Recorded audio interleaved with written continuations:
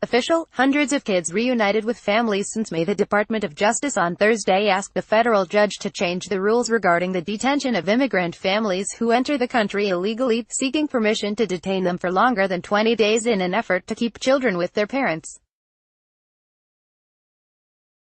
Immigrants in handcuffs and ankle chains arrive at the federal courthouse for hearings, Thursday, June 21, 2018, in McAllen, Texas.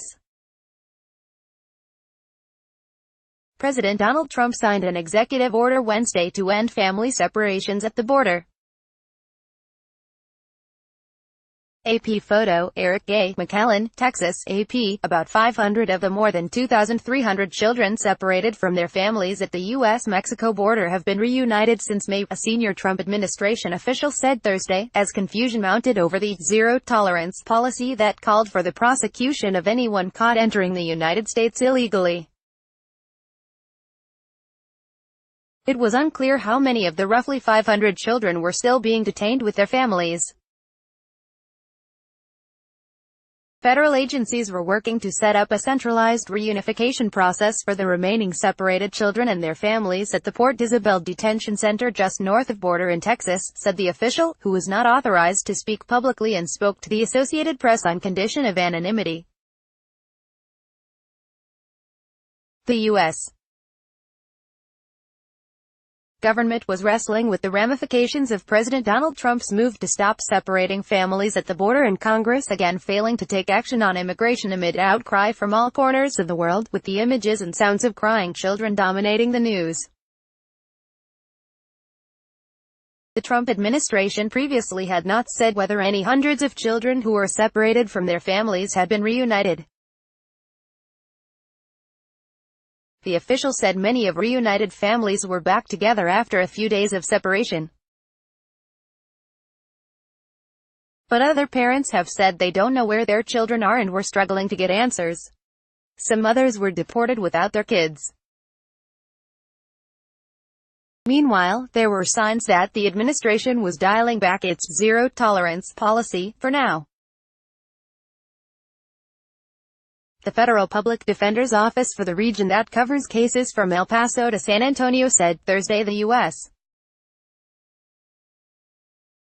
Attorney's office would be dismissing cases in which parents were charged with illegally entering or re-entering the country and were subsequently separated from their children.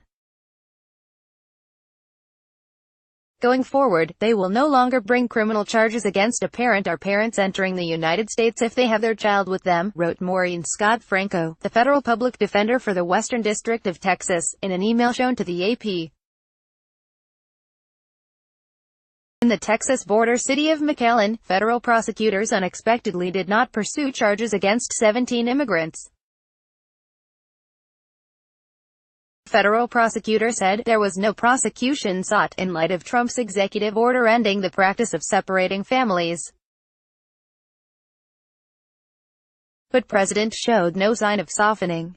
The Trump administration began drawing up plans to house as many as 20,000 migrants on U.S. military bases, though officials gave differing accounts as to whether those beds would be for children or for entire families. The Justice Department also went to court in an attempt to overturn a decades-old settlement that limits to 20 days the amount of time migrant children can be locked up with their families. We have to be very, very strong on the border. If we don't do it, you'll be inundated with people and you really won't have a country, Trump said. Thursday's uncertainty resulted from the abrupt ending Wednesday of a White House-sanctioned practice of separating more than 2,300 children from their parents over the past several weeks. After Trump's executive order, a host of unanswered questions remained, including what will happen to the children already separated from their parents and where the government will house all the newly detained migrants, with the system already bursting at the seams. Officials from the Defense Department and Health and Human Services said the Pentagon has agreed to provide space on military bases to hold up to 20,000 people detained after illegally crossing the Mexican border. It was unclear which bases would be used, but HHS has assessed for his prospective housing for children, Fort Bliss, Goodfellow Air Force Base and Dyess Air Force Base in Texas, and Little Rock Air Force Base in Arkansas.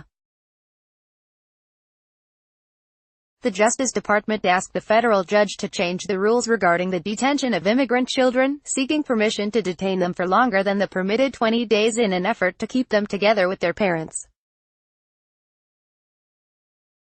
Meanwhile, the mayors of about 20 U.S. cities gathered at a holding facility for immigrant children in the border city of El Paso.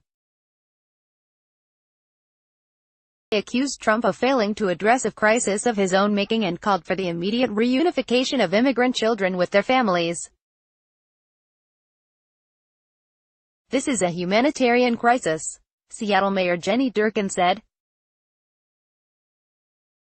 In Washington, the House killed a hard-right immigration bill Thursday and Republican leaders delayed a planned vote on a compromise GOP package, with party members fiercely divided on the issue.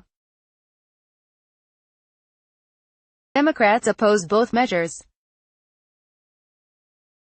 The rejected bill would have curbed legal immigration and bolstered border security but would not have granted a pathway to citizenship to Dreamers who arrived in the country illegally as children. The delayed vote was on a compromise bill between GOP moderates and conservatives that would offer Dreamers a pathway to citizenship and provide $25 billion for Trump's border wall, among other things. Elsewhere, Democratic Gov. Ralph Northam of Virginia ordered an investigation into claims by children at an immigration detention facility that they were beaten while handcuffed and locked up for long periods in solitary confinement, left nude and shivering in concrete cells. First Lady Melania Trump made a surprise visit to a McAllen detention center that is housing some of the children.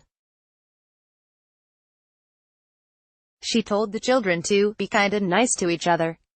She made waves while boarding the flight to McAllen in a green military-style jacket with the message, "I really don't care, do you?" on the back.